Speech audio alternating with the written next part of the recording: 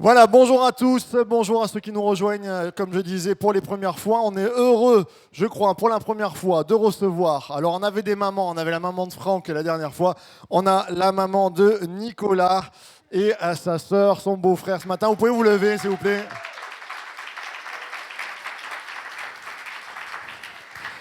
Voilà, on est très heureux de vous recevoir, très heureux aussi de recevoir des gens de passage. On a aussi, ils sont partis les ados, ils sont montés. On a Tosca qui est arrivée. Tosca, elle est là? Non, elle est montée, hein, voilà. Mais on est heureux de la revoir. On est heureux de voir chacun.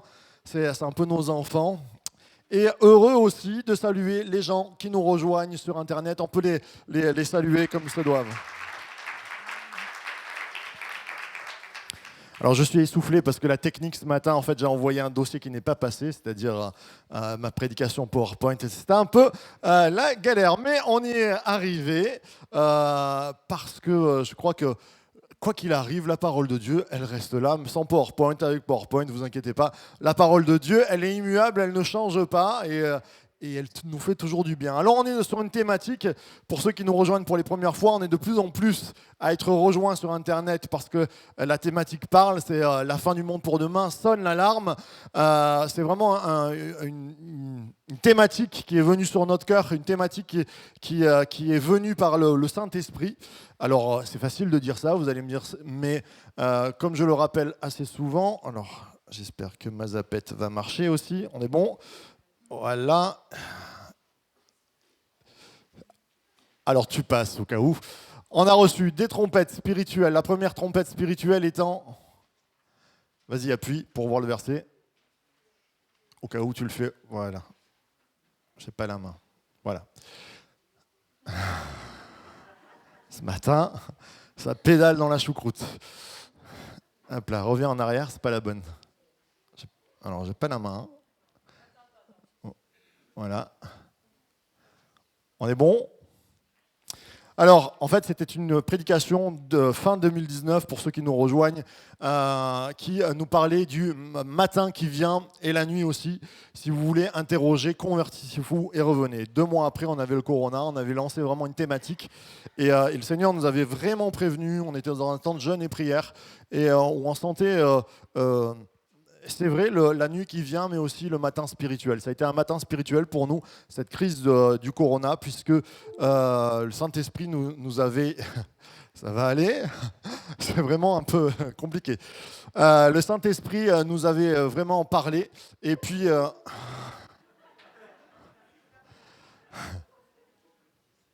Merci.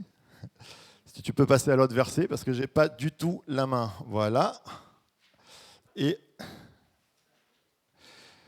le verset qui nous disait que j'ai reçu dans la prière en début, je pense, en fait, j'avais reçu de prêcher sur sonne l'alarme, sonne la trompette et avertis mon peuple. Et puis, je suis passé par un temps de maladie et je me suis dit non, je ne vais pas prêcher ça. C'est anxiogène au possible, on est stressé, c'est janvier, c'est pas la période. Et puis, j'ouvrais ma Bible, le Seigneur vraiment m'a parlé. Je tombe sur le premier verset qui nous dit fuyez, enfants de Benjamin, du milieu de Jérusalem, sonnez de la trompette à Tekoa, élevez un signal à Beth Akehem, car on voit venir du septentrion le malheur et une grande détresse.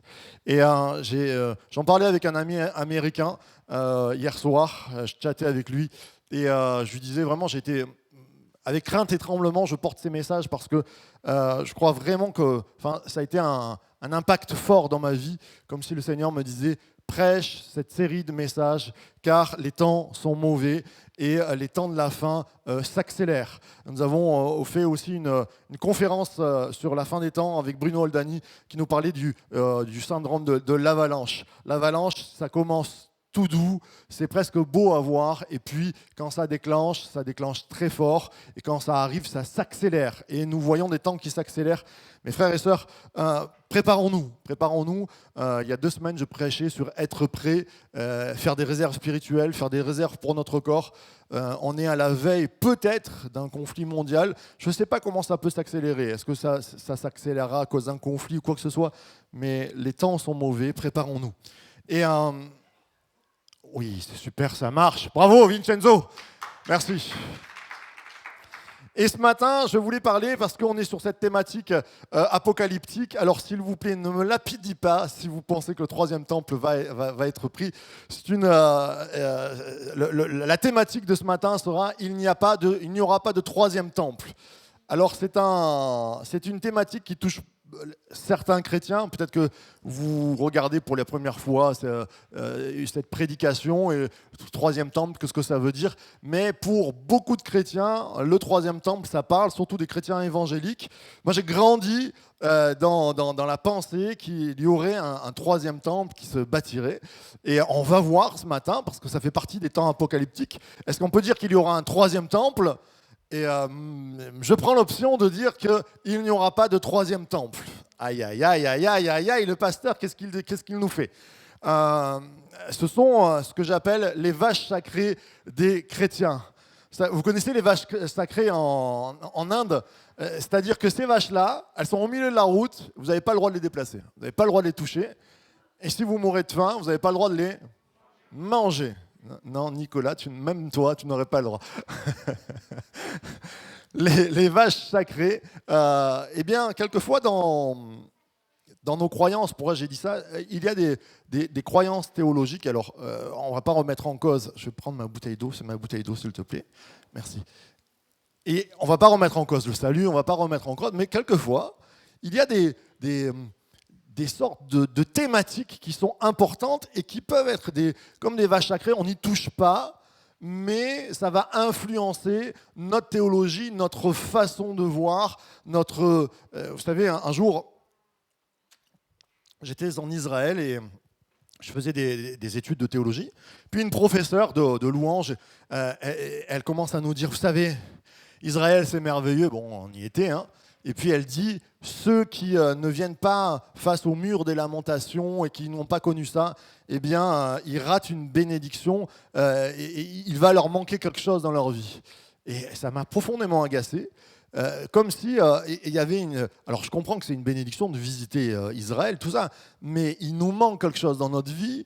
Non, je crois que le gars qui est en Chine, qui est persécuté, qui est même en prison dans sa foi, il ne lui manque rien s'il a Jésus dans sa vie.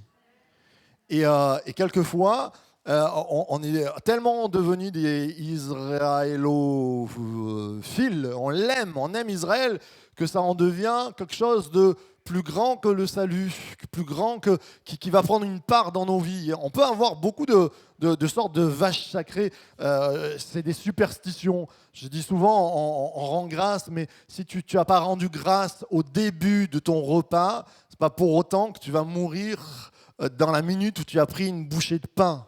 Vous savez, moi j'ai connu ça, je me rappelle quand on était en colo, tu mangeais un bout de pain et puis on n'a pas prié, tu étais là, tu le gardais au fond de la gorge pour ne pas l'avaler. Sait-on jamais qu'une malédiction te tombe dessus ?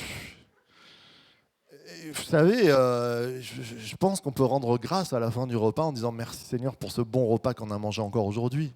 Rendre grâce, ça veut dire remercier au Seigneur, ce n'est pas de la superstition. Et le troisième temple, on va voir ensemble. On va débattre un petit peu dessus. Alors, si vous n'êtes pas habitué à venir à l'église, que vous ne comprenez pas, on va faire un petit survol biblique, une petite étude ce matin sur c'est quoi le temple dans la Bible, qu'est-ce que ça représente et pourquoi ça vient parler dans l'Apocalypse, pourquoi dans les temps de la fin on va parler du temple. Ok ? Vous êtes toujours là avec moi ? Ça va ? Si vous ne comprenez pas, vous levez la main, hein, d'accord, et je reviens dessus. Donc les vaches sacrées, c'est juste, et ça n'a rien à voir avec la Bible, hein, c'est pour exprimer le concept. Alors, survol biblique du temple, premièrement, il y a eu le tabernacle. Vous vous rappelez du tabernacle ? Alors, on sort d'Égypte, Moïse fait sortir les Hébreux d'Égypte, et puis, pour adorer Dieu, Dieu va dire quelque chose d'important dans Exode, « Ils me feront un sanctuaire, et j'habiterai au milieu d'eux ». Alors, on va faire une sorte de tente. Ils sont tous en tente, hein, puisque c'est des nomades, ils marchent dans le désert. Et on va faire une plus grande tente, une belle tente.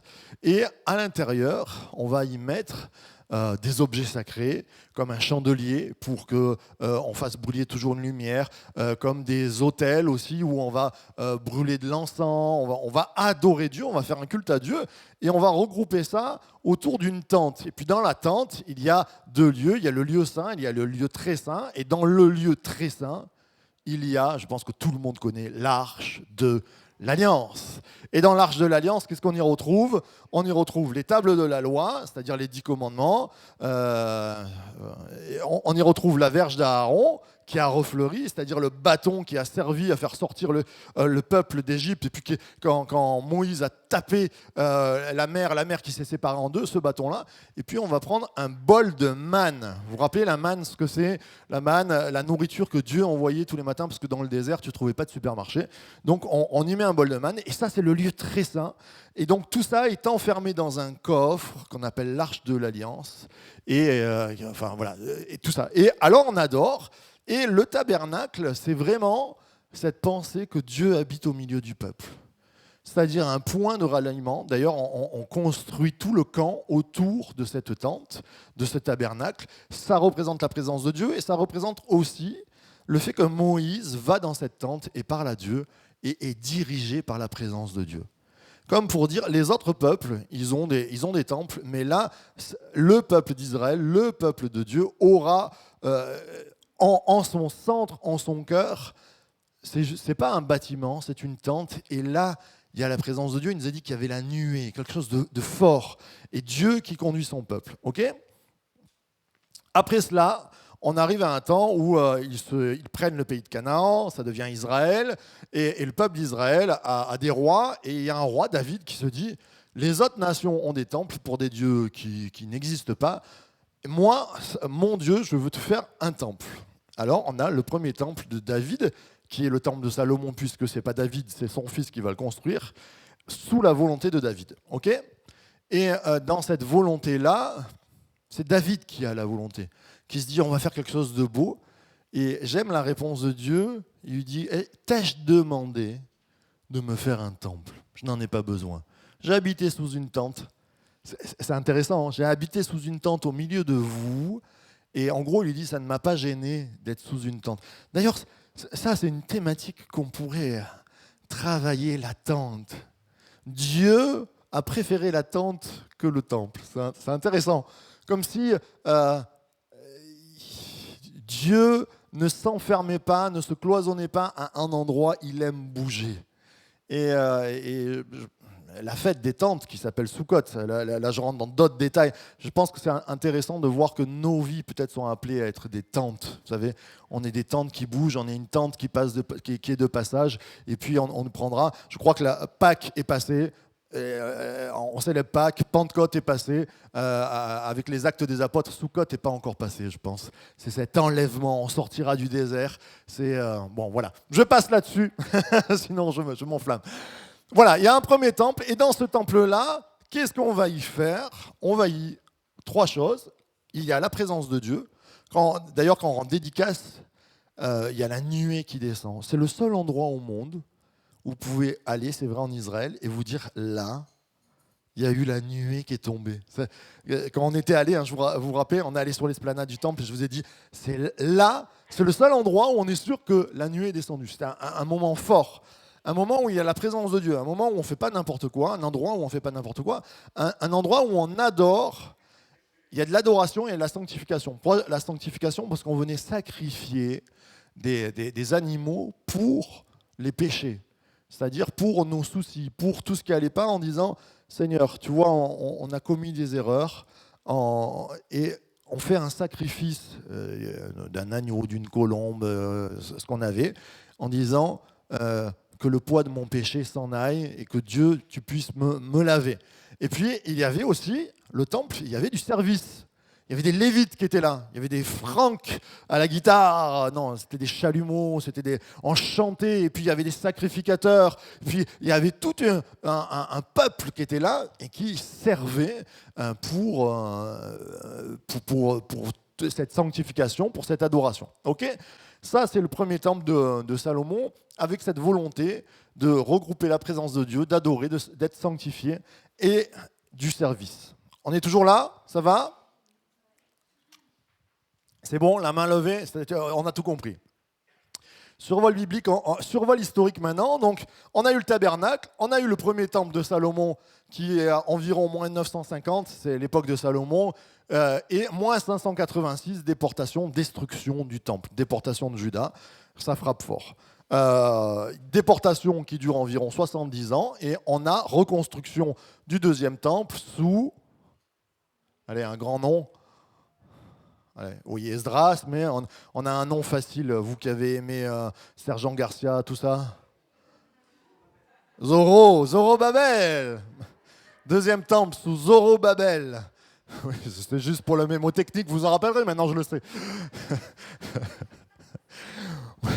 Moins 538 et plus 70, destruction de Jérusalem par les Romains qui passent même... Alors ils détruisent tout, ils détruiront même 2 fois la ville, puisqu'en 100 et quelques, ils passeront la charrue, comme la prophétie l'a dit, ils passeront la charrue sur la ville, c'est-à-dire on ne laisse presque rien. Et ça, c'est le deuxième temple qui avait été reconstruit et que Jésus a connu.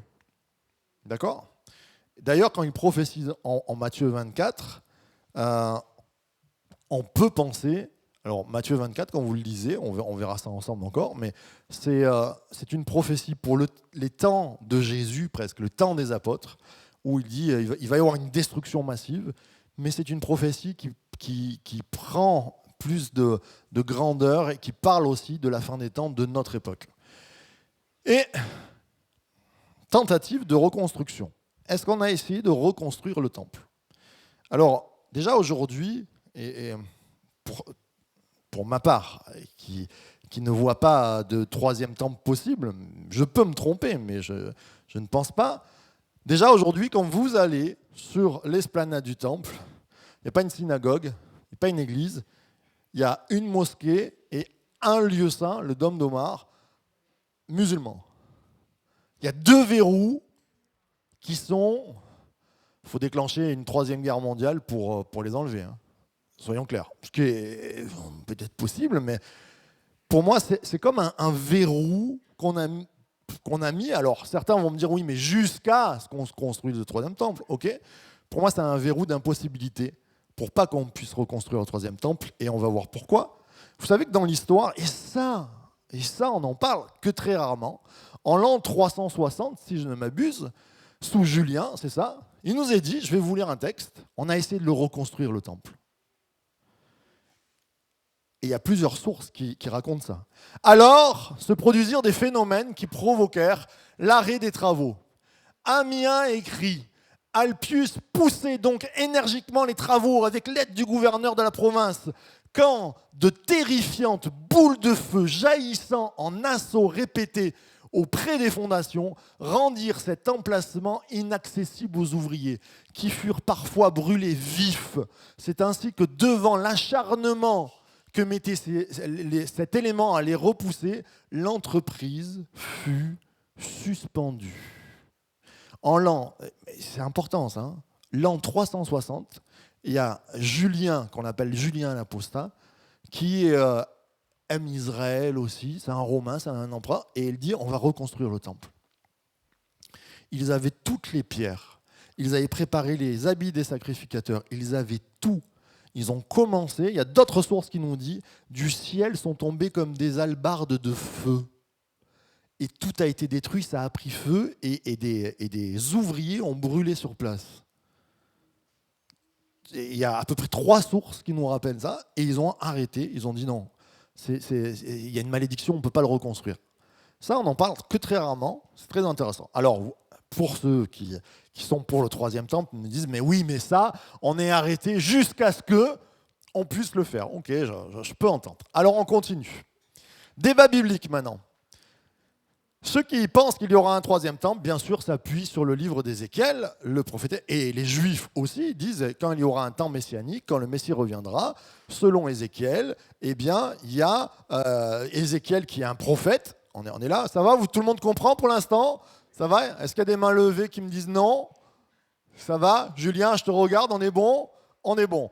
Alors, il y a des prophéties, Ézéchiel est un grand prophète, il va prophétiser, il y a 8 chapitres sur une vision d'un temple qu'il mesure d'un bout à l'autre de la ville. On le voit, il est beaucoup plus grand que celui qu'on a. Alors, ok, ça peut être une vision d'un temple à reconstruire. Quand Ézéchiel prophétise, le temple est encore là.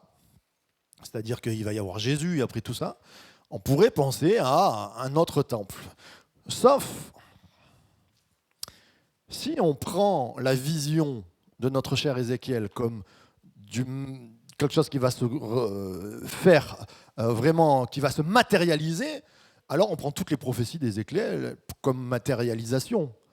Et il y a d'autres prophéties qui sont par exemple les ossements desséchés, où le prophète Ézéchiel va et Dieu lui dit regarde, il y a une vallée où il y a des ossements et tu vas prophétiser sur ces ossements et les ossements vont se lever, il va y avoir des muscles et quand il appelle l'esprit, on voit les muscles, les tendons qui se remettent, il y a une armée qui se passe. Est-ce que Ézéchiel est allé face à un cimetière et ça s'est passé? Non, c'est spirituel. On est d'accord que la prophétie sur les ossements desséchés, c'est spirituel, c'est sur le renouveau peut-être d'Israël ou le renouveau du peuple de Dieu. Nous étions morts et il nous a ressuscités. On est d'accord? Jamais votre pasteur n'ira au cimetière à Fréjus-Saint-Raphaël pour prêcher aux ossements. Non mais... Alors, si on spiritualise les ossements desséchés, ben pour moi, le temple peut se spiritualiser aussi. C'est peut-être une réalité spirituelle. C'est-à-dire ce qu'il est en train de mesurer ne va pas être bâti de main d'homme, mais c'est une réalité, l'ombre des choses à venir. Je vous dis souvent, l'Ancien Testament, les images que nous avons, c'est pour bâtir notre foi. Ce sont des images spirituelles. Il se peut que ce soit ça. Vous avez le droit de ne pas être d'accord. Moi, je penche sur cette option-là. Alors les sacrifices, là c'est la grande problématique. S'il y a un troisième temple, mes chers amis, ça veut dire qu'on remet en place les sacrifices. Si on remet en place les sacrifices, ça veut dire qu'on n'a plus besoin du sacrifice de Jésus. Et là, pour moi, on est dans ce qui est limite blasphématoire, quoi. C'est-à-dire que si on reconstruit un troisième temple, imaginons que ce soit jouable, c'est un blasphème à Jésus. Parce qu'il n'y a pas de sacrifice qui puisse remplacer le sacrifice de Jésus. Et le temple, il est là pour recevoir les sacrifices. Quelquefois, dans le passé, il y avait des croyants parce qu'il y a des gens qui ont acheté des pierres en disant ça sera les pierres du temple. Ben, on bâtit une offense pour moi à Jésus. C'est-à-dire que le troisième temple, en lui-même, il ne peut pas exister puisque Jésus est le sacrifice. Et à un moment donné, là, ça me pose un très très grand problème. Alors, il y a ce verset, je vous l'accorde, alors 2 Thessaloniciens, et peut-être l'épître de Paul, et surtout ce passage-là, le plus complexe à comprendre sur les temps de la fin.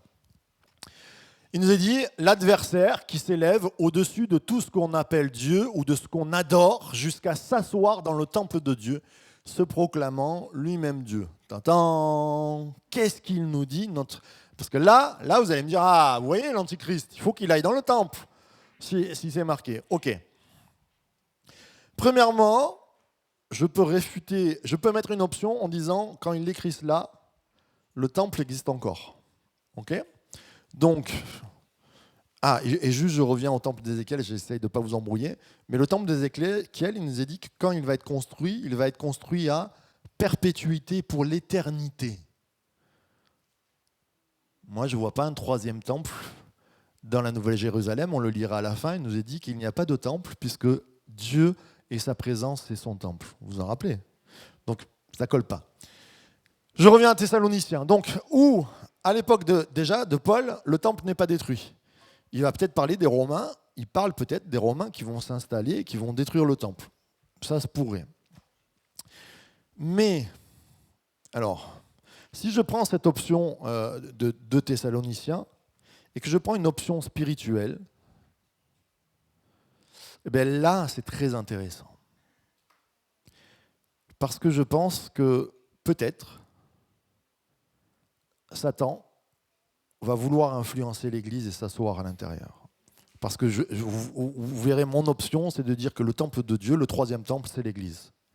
Et qu'il y a une influence satanique qui oriente et réoriente la foi de l'Église Et quelquefois, alors on est toujours en ballottage, bien sûr, on réfléchit, et je dis toujours le message, c'est toujours le même, mais on s'adapte au temps. Bien sûr, on est en vidéo, bien sûr, on est enregistré, on s'adapte au temps.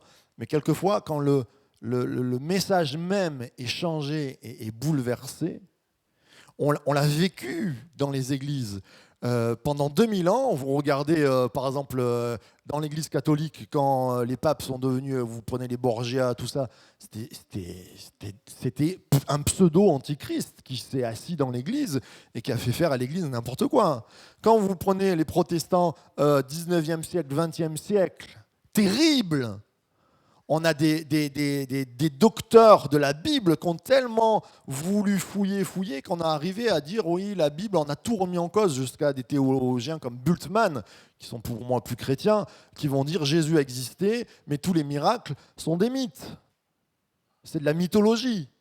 Et là, on est arrivé, et ça c'est le monde protestant aussi, on est arrivé à tellement enlever le spirituel de la théologie, de la doctrine de la Bible, qu'on est arrivé à des églises qui étaient mortes, où on ne priait plus, où on n'avait plus la foi, et qui ont engendré des enfants qui ont pu dire Dieu est mort. Parce que le papa de Nietzsche, c'était un pasteur, mais dans l'église de son père, Dieu était mort. Non pas que Dieu soit mort, mais pourquoi Nietzsche dit Dieu est mort? Parce qu'il n'y a plus rien qui avance dans son église, parce que dans l'église de son père, il n'y a plus de miracles, et quand il ouvre la Bible, c'est tout à fait différent. Donc il se dit, pourquoi il y a tant de différences? C'est parce que Dieu est mort. C'est à cette lumière qu'il faut regarder Nietzsche. Et son Dieu est mort. Et à un moment donné, même la Seconde Guerre mondiale, et Hitler, il s'appuie sur un protestantisme qui était mort. Il se disait protestant. Catastrophique. Attention, dans l'Église, quelquefois, on a déjà vu dans l'histoire comme des antichrists, des petits antichrists, c'est pas l'antichrist, qui se sont installés, qui ont changé la pensée. Et si c'est une pensée spirituelle, attention à nous tenir aux branches de la Bible et à bien regarder ce que Dieu veut que l'on soit, comment il veut que l'on soit, et à bien travailler. C'est pour ça que je fais un survol biblique ce matin. Ça va? Vous êtes toujours là? On est toujours bon? Vous endormez pas? Dis à ton voisin, allez, ça va commencer, on n'est pas encore sorti de l'introduction. Allez, je passe. Daniel avait prophétisé, aussi, certains me diront dans le débat biblique, oui, mais le temple, dans Daniel. Alors lui, Daniel, il prophétise vraiment ce qui s'est passé en l'an moins 180, c'est-à-dire les Grecs qui s'installent, Antiochus Épiphane, qui vont s'installer dans le temple, qui vont mettre une icône à un dieu et qui vont sacrifier un porc dans le temple d'Israël. Un truc de dingue. Voilà. Donc là, lui, on y est, sous l'époque romaine, voilà, reconstruction du temple, blasphématoire, ce que je disais. Et peut-être que le troisième temple serait l'Église. Et c'est ce que je voudrais voir avec vous ce matin. Alors, quelques versets aussi dans l'Apocalypse pour confirmer que pour moi le troisième temple n'y sera pas. Premièrement, ce verset Apocalypse 11-19 qui nous dit « Et le temple de Dieu dans le ciel fut ouvert, et l'arche de son alliance apparut dans son temple. Il y eut des éclairs, des voix, des tonnerres, un tremblement de terre et une forte grêle. » Là, premièrement, il y a une image. Et c'est là où la compréhension, c'est complexe. C'est pour vous amener à... Rien n'est simple par rapport au temps de la fin. Et il y a des choses qui sont très claires. Là, il nous est dit qu'il y a un temple dans le ciel, carrément. C'est dans le ciel de Dieu, le temple est ouvert et il y a l'arche de l'Alliance. On rigolait cette semaine avec des frères et sœurs en disant, je leur racontais ça, et on se disait, en fait, tout le monde cherche l'arche de l'Alliance, c'est Dieu qui l'a piqué, il l'a mis au ciel. Parce que là, quand tu lis Apocalypse 11, tu te dis, ah ouais, non mais qu'est-ce que c'est que cette histoire? Et puis quand il y a la reconstruction d'un paradis terrestre, de la nouvelle Jérusalem, alors où elle sera, cette nouvelle Jérusalem, les nouveaux cieux, la nouvelle terre, il nous est dit, Apocalypse 21, je ne vis point de temple, donc un troisième temple, ça ne tient pas pour moi, même le temple d'Ézéchiel, tout ce que vous voulez, dans la ville, car le Seigneur Dieu Tout-Puissant est son temple, ainsi que l'agneau. Voilà pour ma compréhension du troisième temple. Pourquoi je vous amène à cela? Pourquoi tout ce débat, qui pour certains les a déjà perdus? Excusez-moi pour cela. Parce que nombre de chrétiens m'ont dit, Mais Jésus, il ne peut pas revenir et ça ne peut pas être la fin des temps tant que le troisième temple n'est pas reconstruit. Combien de fois j'ai entendu ça?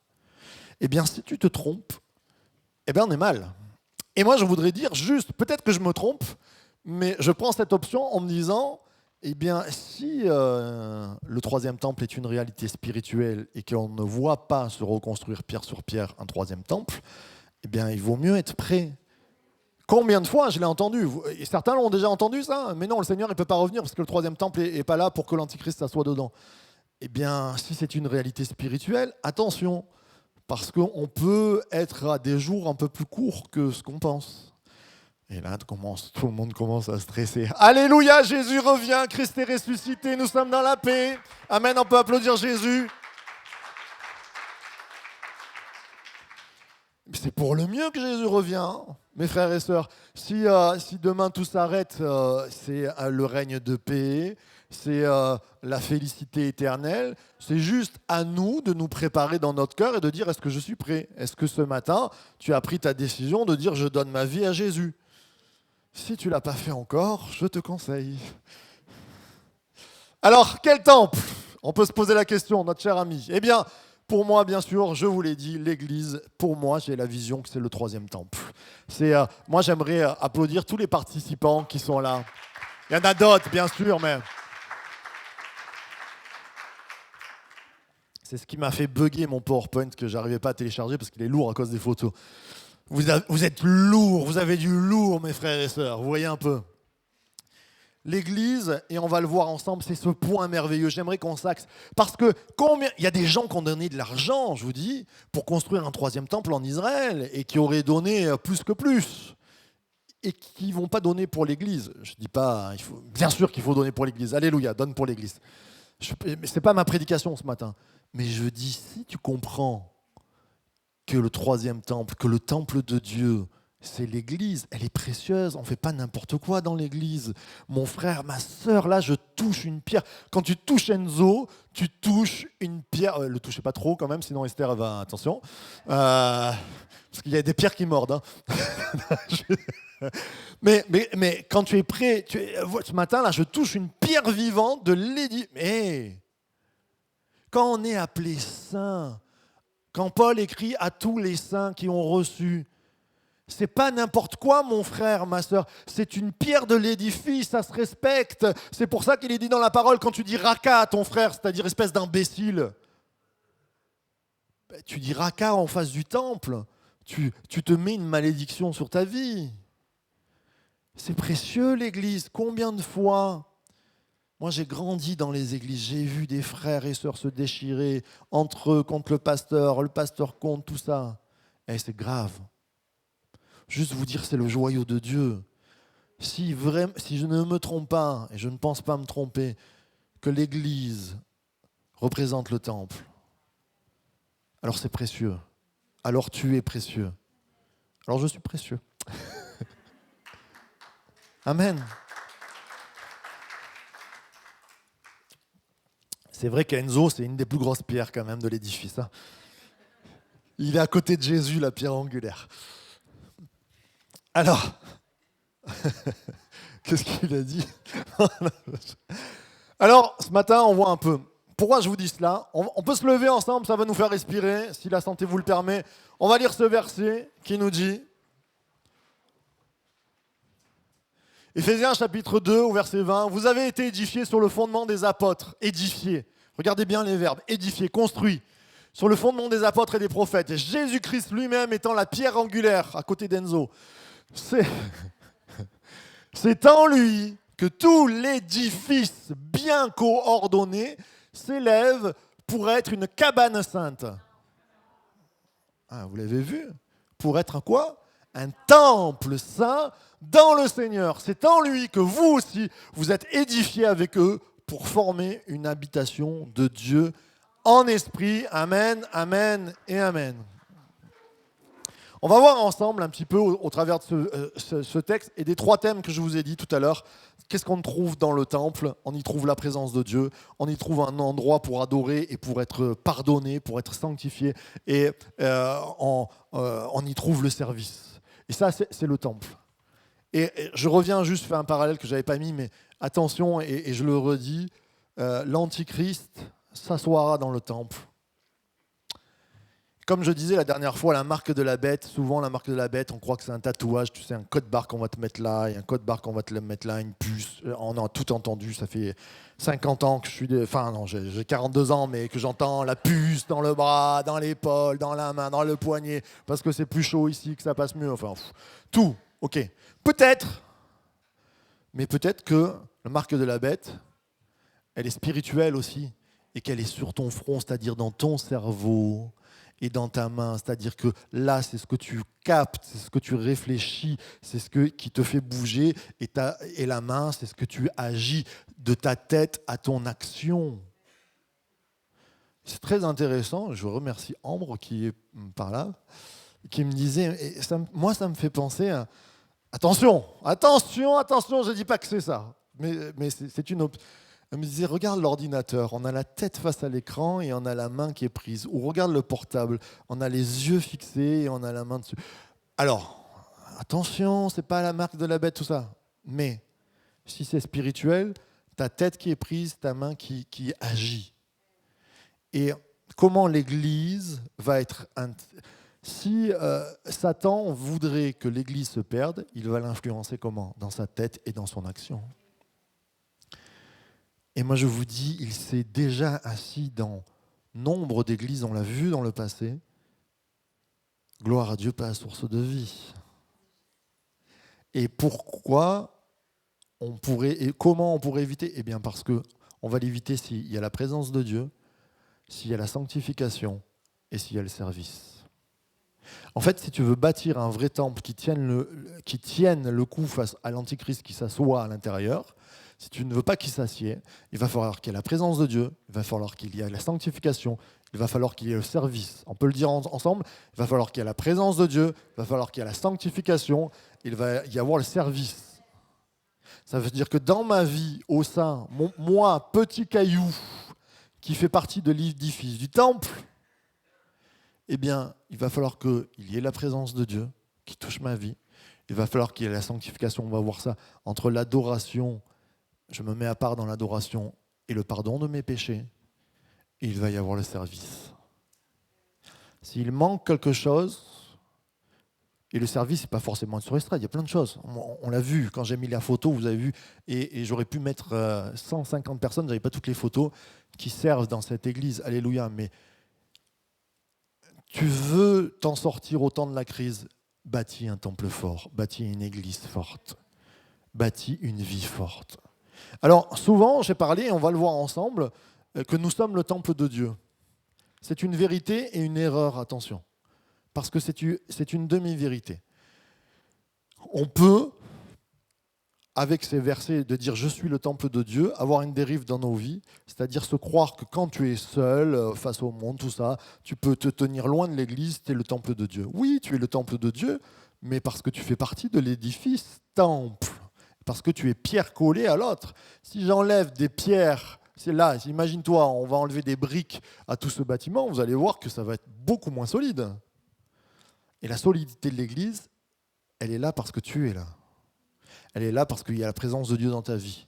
La solidité de tes frères et sœurs dépend aussi de toi, de ta sanctification et de ton service.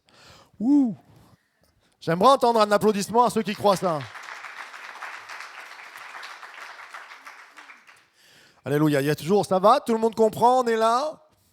Pas de lapidation du pasteur ce matin? Ça va, les pierres servent à construire, pas à tuer. Alors, premièrement, l'église, le temple pour trouver Dieu. Paul qui va dire, mais afin que tu saches si je tarde, comment il faut se conduire dans la maison de Dieu ou dans le temple de Dieu, qui est l'église du Dieu vivant, la colonne et l'appui de la vérité. Mes frères et sœurs, quand tu lis ce verset, combien de fois on l'a lu, on passe à 150 km/h dessus, et c'est pas rien, la colonne de l'appui de la vérité. Je prêche à des convertis, vous êtes dans une église ce matin, je sais, et je vous remercie d'être là, et je sais que vous avez compris. Mais c'est bien aussi de le dire à des frères et sœurs qui se sont éloignés de l'église en pensant que l'église était une option. Sans l'église, on n'a pas la colonne et l'appui de la vérité. Et alors, les gens me diront, oui, mais je fais partie de l'Église universelle. Non, non, non, non, non. L'Église universelle, j'allais dire, elle existe et elle n'existe pas. Attention, oh là là, qu'est-ce que je dis? Grand péché. Non, mais l'Église universelle, elle est bâtie d'églises locales. Le 95% du mot église qui est cité dans la Bible, c'est des églises locales. Il écrit à Timothée qu'il est dans une église locale. Et donc, la colonne est l'appui de la vérité. Ça veut dire que on ne voit pas la puissance spirituelle et on minimise la puissance spirituelle de l'église locale. Enlevez l'église locale, source de vie de la région, et le mal prospérera 10 fois plus vite. Et ça, les chrétiens, il faut vraiment, mes frères et sœurs, qu'on le comprenne ce matin. Il faut que tu comprennes que quand tu participes à un effort d'église, à une vie d'église, tu empêches le mal de progresser et même tu le fais reculer. Et moi, je crois qu'il y a la misère qui recule, que ce soit la misère sociale dans cette ville, dans les villes qui nous entourent. Il y a la misère spirituelle qui recule parce que l'église, source de vie, se lève par la puissance de l'esprit. J'aimerais entendre un grand amen à ceux qui le croient.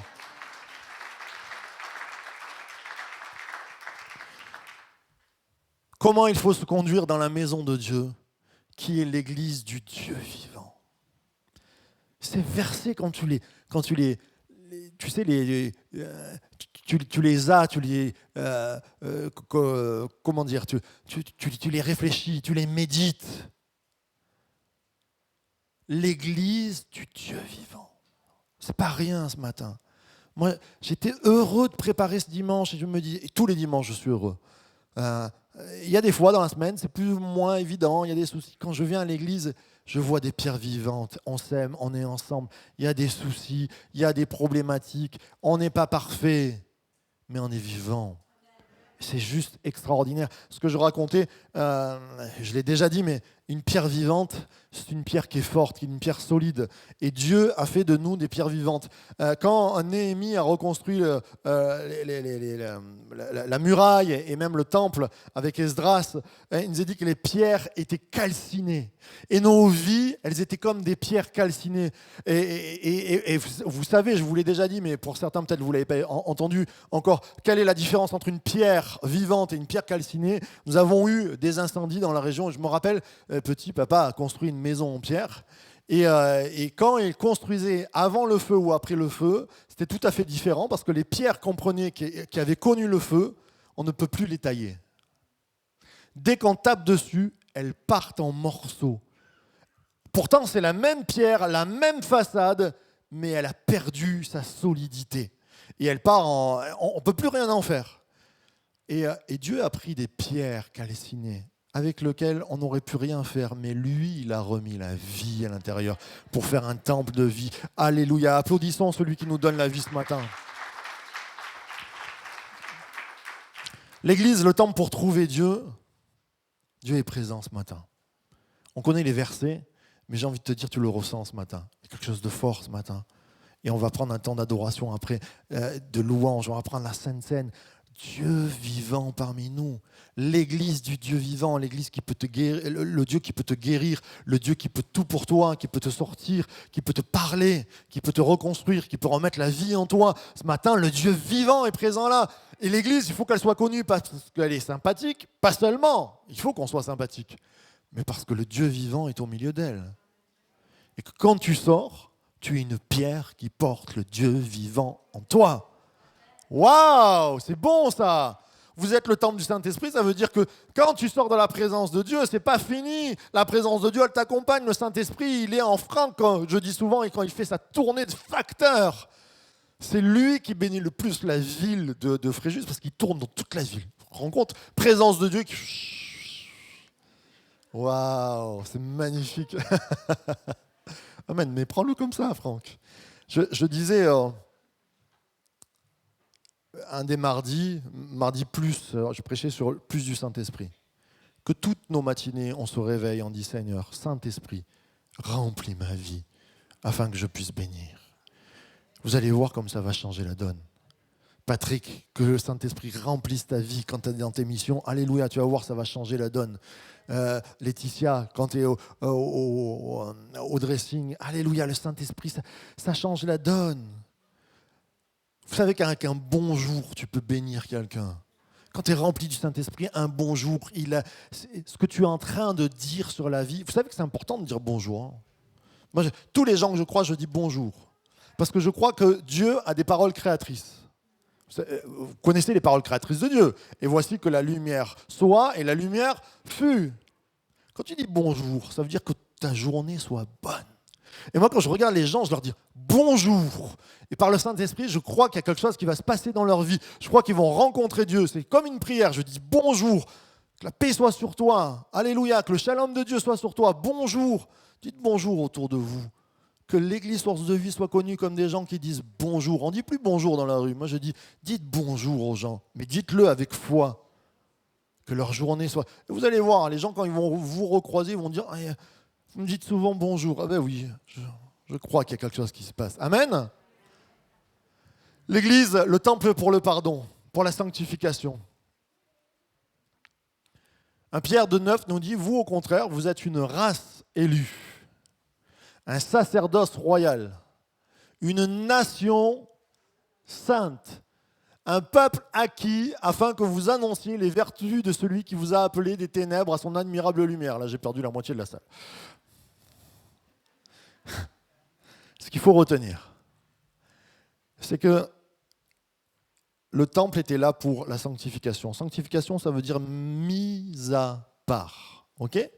On verra en tout dernier verset que je mettrai.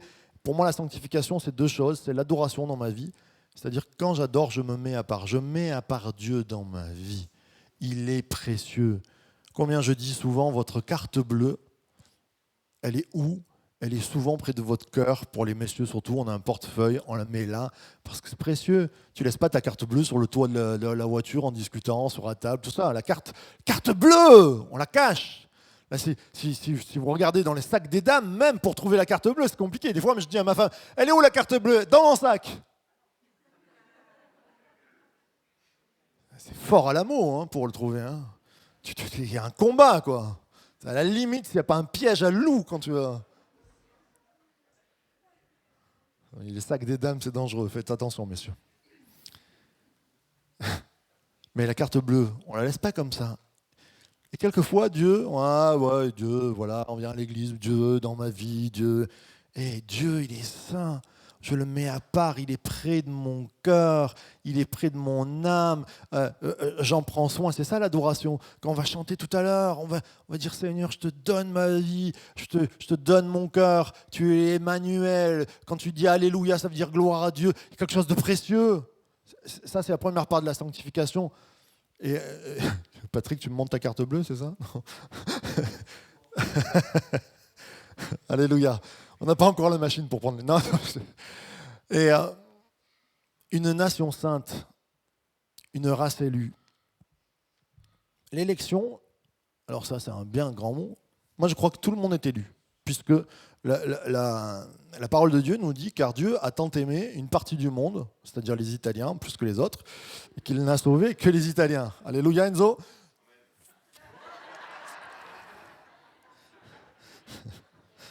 Il y a des Siciliens aussi, ils sont d'accord avec moi ce matin. Amen. Alléluia. Ouh là là. Non, car Dieu a tant aimé le monde. C'est-à-dire qu'il a élu le monde entier dans le salut. Mais que l'élection se joue dans la repentance. Que l'élection se joue dans le pardon. C'est-à-dire, suis-je assez humble dans ma vie pour plier un genou devant Dieu et dire, je me suis trompé d'avis. Je me suis trompé de vie. J'ai mené ma vie comme il le devait, mais je plie le genou et je te demande pardon. Et l'élection, elle est là, c'est-à-dire que tu acceptes l'élection ou pas dans ta vie. Et le peuple élu, il devient peuple élu et tu deviens temple de Dieu, tu deviens pierre, quand au quotidien tu plies le genou et tu dis pas ma volonté, ta volonté. Pas ma vie, ta vie. Je meurs à moi-même.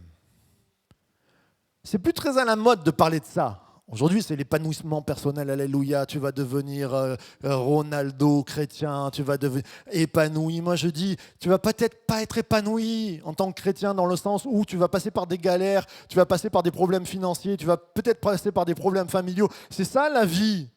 La vie, c'est comme ça. Mais ton épanouissement, tu ne vas pas le trouver dans la gloire que les autres te donnent, c'est dans la gloire de Dieu. Et c'est parce que tu plies le genou devant Dieu et que tu dis, Seigneur, je remets ma vie à toi, pas ma vie, ta vie. Et là, tu fais partie du temple de Dieu et tu accèdes au plus grand des bonheurs, la paix avec Dieu. La paix, ça ne s'achète pas. Les milliardaires qui se suicident parce qu'ils ne trouvent pas la paix. La paix, elle se trouve en Dieu. C'est un miracle divin. Alors, une race élue, ce matin, ça passe aussi par le fait qu'on va prendre la Sainte Seine tout à l'heure. Le sacrifice. Pourquoi on a un temple, l'église? Il est où le sacrifice? C'est Jésus.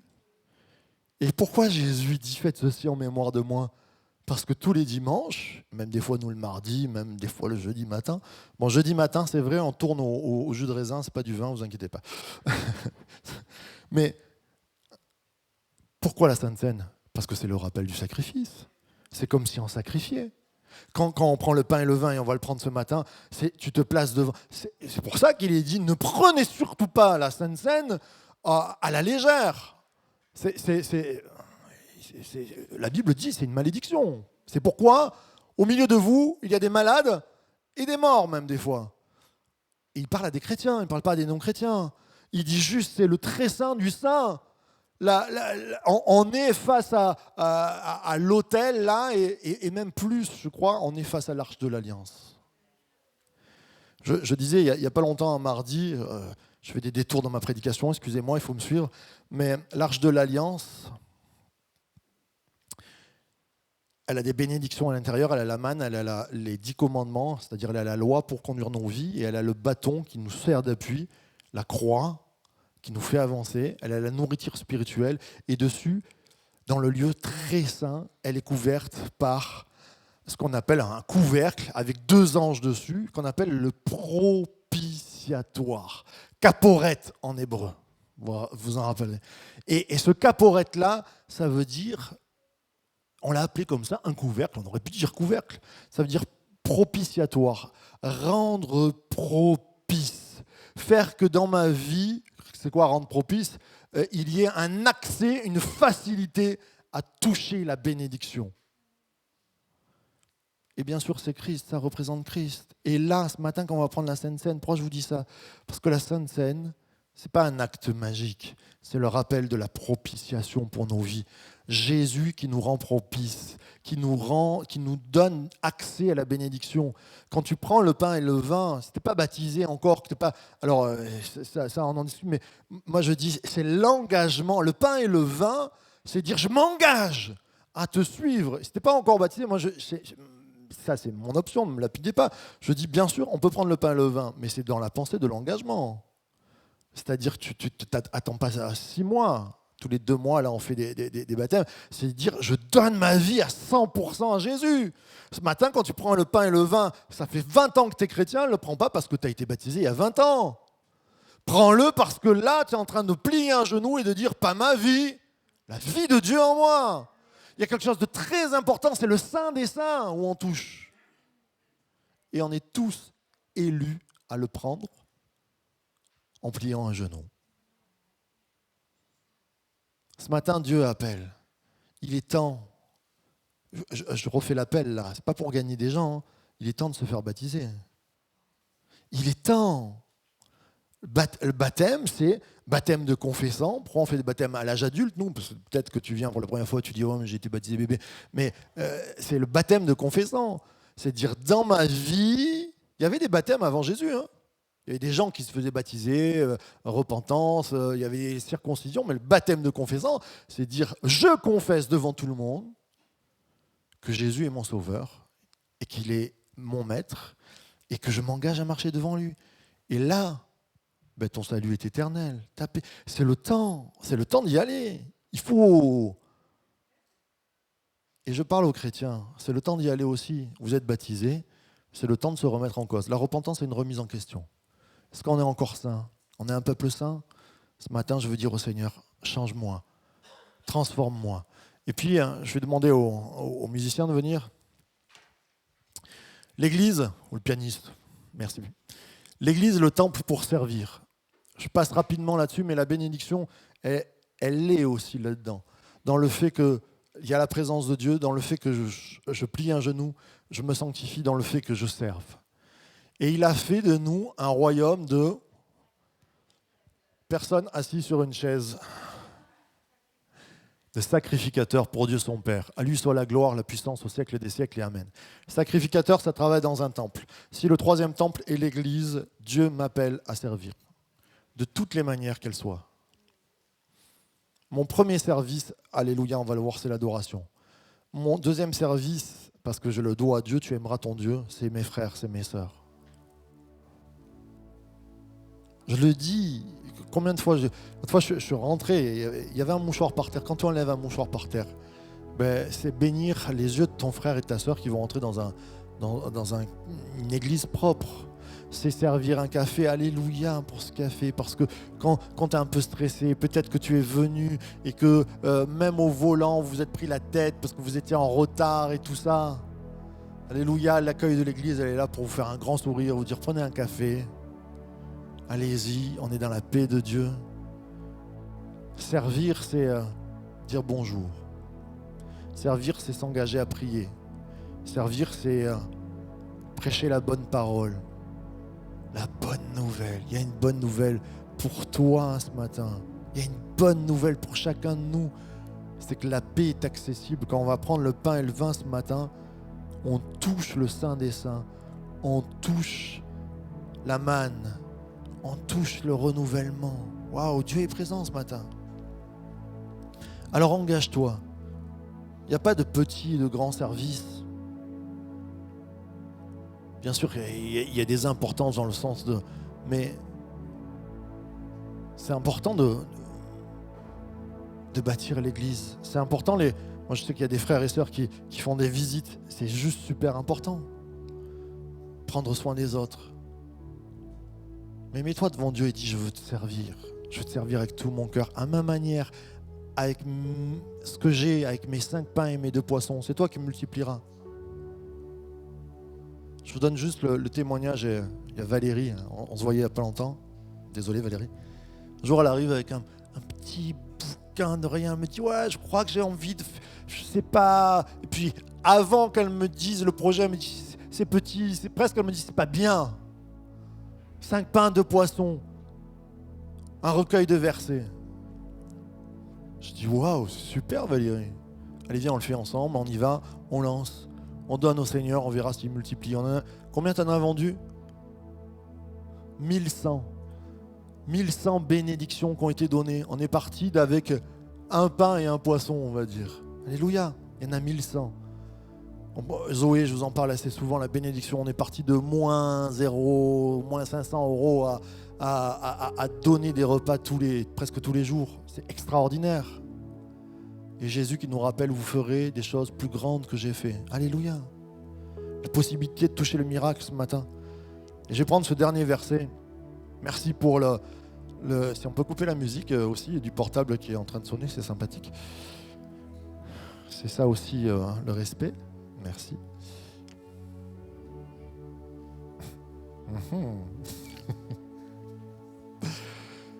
Heureusement, le temps de la lapidation est passé. Je plaisante. Merci d'avoir pris le temps.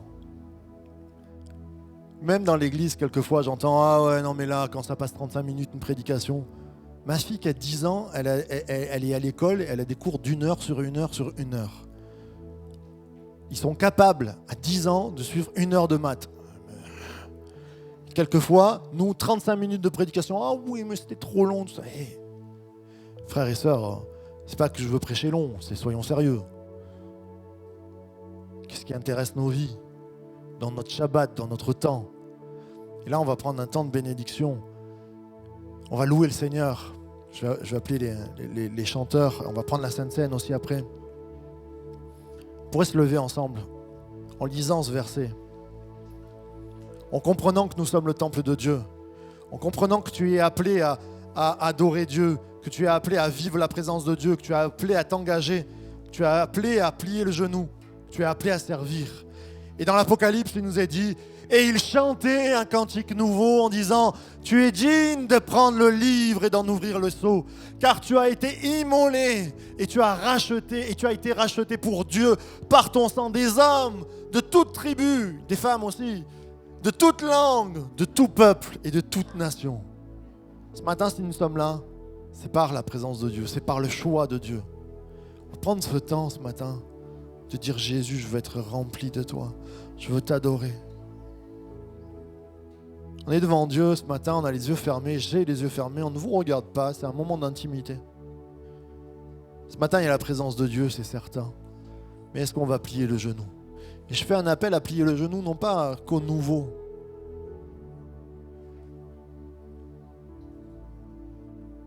À chacun d'entre nous, à dire ce matin encore, je remets ma vie en toi. Et comme un signe devant Dieu, je lève la main. Et moi, je suis le premier à lever la main en disant, Seigneur, je plie le genou dans ma vie pour te dire, prends ma vie et vis en moi. Transforme-moi, remplis-moi. Je réalise que nous vivons dans le 3e temple qui est l'Église et je veux être une pierre sainte. Je veux être ce temple de l'Esprit qui communique la vie autour de moi. Alors Seigneur, je lève la main comme un signe de dépendance à toi en disant, plus de toi, moins de moi ce matin. Plus de l'Emmanuel, plus de celui qui est merveilleux, plus de celui qui est grandiose, qui est le prince de paix, qui est le Seigneur des seigneurs. Est-ce qu'on peut commencer à louer le Seigneur là où on est, à lui dire Jésus, tu es merveilleux, je te donne ma vie. Est-ce qu'on peut commencer à ouvrir nos bouches, que personne ne se prive de la louange ce matin. Ouvre ta bouche, bénis Dieu. Alléluia. Gloire à Dieu. Gloire à celui qui vient. Alléluia. Oh, si nous sommes le temple, nous sommes des pierres vivantes, que personne ne ferme sa bouche, mais qui loue le Seigneur ce matin. Alléluia.